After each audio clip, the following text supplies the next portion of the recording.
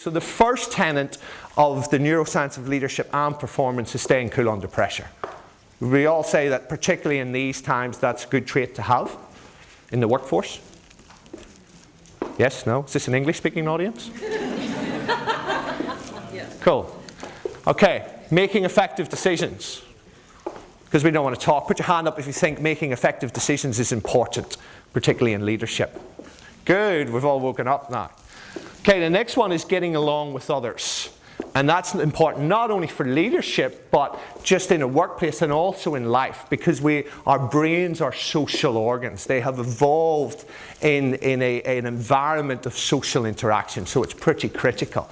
And then driving change. Is that important in this climate? The ability to drive change. And lastly, we're going to look at how to boost your brain power. So if you're not interested in the leadership or performance, here's something at the last bit that you can have a take-home message to actually boost your brain power and improve your health at the same time. The reason is to do with social cohesion. We are a social species, and we have evolved to punish unfair behavior in order to try and keep the group healthy. Okay? So we will actually bite off our nose to spite our face to punish somebody who is being unfair or unjust or is damaging the group cohesion. Now this, if you haven't already twigged on it, has got huge implications for leadership. It's not what you say to people, it's how you make them feel. If they feel that you're being unfair, even if you think you're being fair, 60% of them will sabotage you.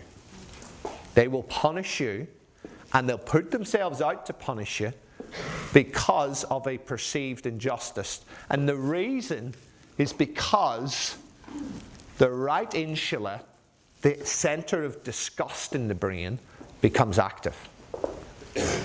Stress is a bit of a thing now, isn't it? And I love this definition. It's not a very scientific definition, but it's one that we can all relate to.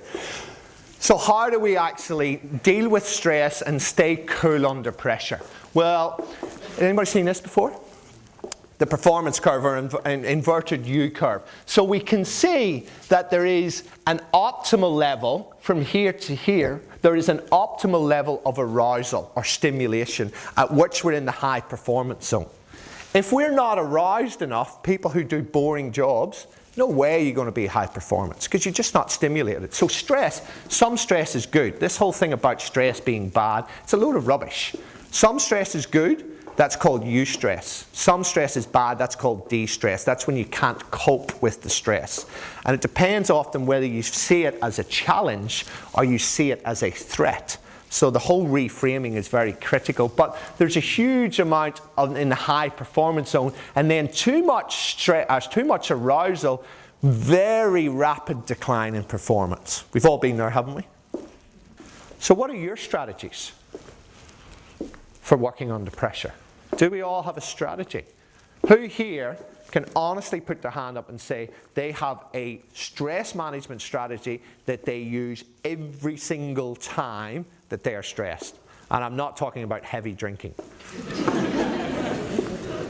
Okay, so maybe one, two, couple of people in the audience. So when's the worst time to come up with a stress management strategy? When you're stressed, because your brain is in the amygdala, it just doesn't make any sense. So one strategy that we can use is emotional regulation, the ability to regulate or control those emotions. So that ability to control your emotions is key, because there is a longer term problem with chronic stress. This is what I call the stress vortex. The reason I use a whirlpool is because as you get further down, the pull gets stronger and stronger, and it is harder and harder to get out of it. So the first level, we've all been there. A bit of lack of focus and loss of balance. The next level is what we call disengagement. Is anybody familiar with presenteeism? Put your hand up if you've heard the term presenteeism. For those of you who haven't, it's being at work but not really there. Not focused on the job, not really doing stuff. For anybody who doesn't know it, it costs businesses 6 times the amount in lost productivity as absenteeism does. So if you don't have a strategy for reducing presenteeism, I suggest that you do get a strategy for reducing presenteeism. The next level is dysfunction, where there's a bit of emotional failure, some low-level anxiety creeps in, we're just constantly on edge, and we start to self-neglect. We start to self-medicate. How do we self-medicate? Food, alcohol, drugs, cigarettes. And how do we justify it? I'm stressed. I need a bit of release. You know, I just need to unwind. Hey, and it is a recognized stress management strategy if you do it occasionally. If that's your only stress management strategy, you're in a bit of soapy bubble. The next level, if we don't do something here, it's critical to take action. If you find yourself in this bit where you're reacting to stress by cracking open the bottle or smoking excessively or engaging in emotional eating or taking some drugs, then we need to really think about it, because the next level is when we get into despair and self-destruction.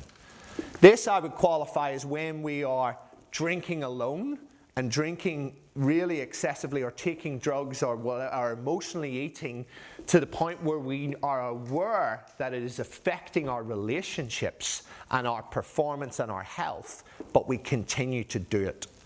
That is what I determine self-destruction.